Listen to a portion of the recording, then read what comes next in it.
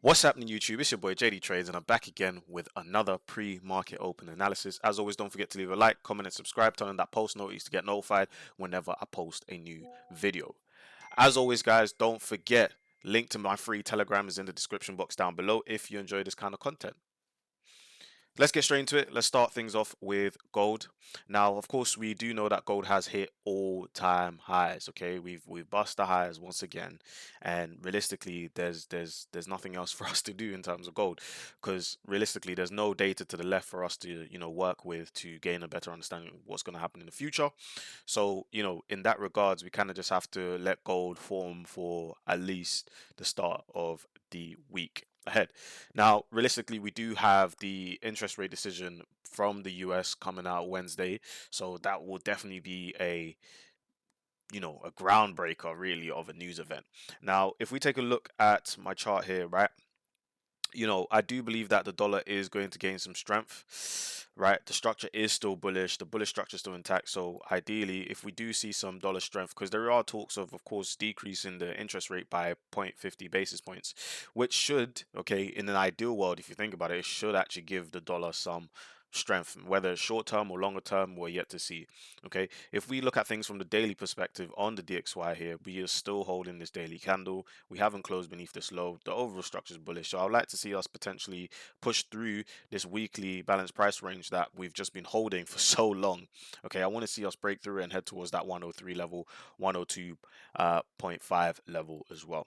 With that being said, that should force gold a lot lower, right, to retrace and work inside this 4 hour area where we can potentially see another leg to the upside again. Okay, very, very simple for gold, nothing really too complicated for gold. So I'll definitely be looking for that bearish signature in order to maybe grab some short-term sells, a couple of smash and grabs. As you guys know, I always say it is a smash and grab market.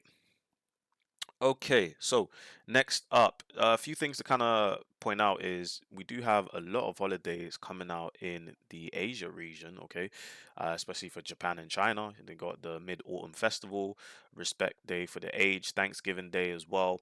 And there's also on Friday, there is their interest rate decision for the yen as well. So it's a very busy week for gold, I must say. We'll definitely have to pay a little bit closer attention in terms of that regard later on. Okay. All right. Cool. Next up for us is going to be on Euro USD. So in terms of Euro USD, we have in fact played into this daily candle here. Right now, the reaction that we've got to the upside is warranted. Okay, it does make sense. Now, I don't want us to forget that this overall swing point from that low point to this high point. Okay, we still got this imbalance with this daily bearish candle sitting down beneath here, and price can definitely head down there. If in terms of the short term, I am looking for the dollar to continue to gain some strength, then it will definitely force Euro USD lower, and we can look for lower prices for some potential long opportunities. But even when I look at the signature in terms of what we left behind, right, with price closing beneath this daily higher low, we had a break structure there. As you can see by the wick there, we had a play, right? We had a test of this daily up candle. We also closed off this daily imbalance resting inside of here, right, with this wick to the upside, and then we made a new leg lower with this lower low.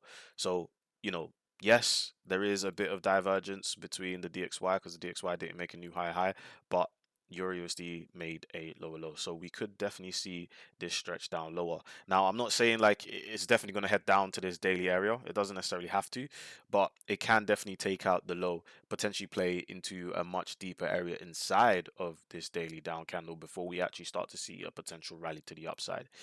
Next, but definitely not least, is the S&P 500. So a couple of weeks ago, I did tell you guys about the S&P sell from the highs of 5,600.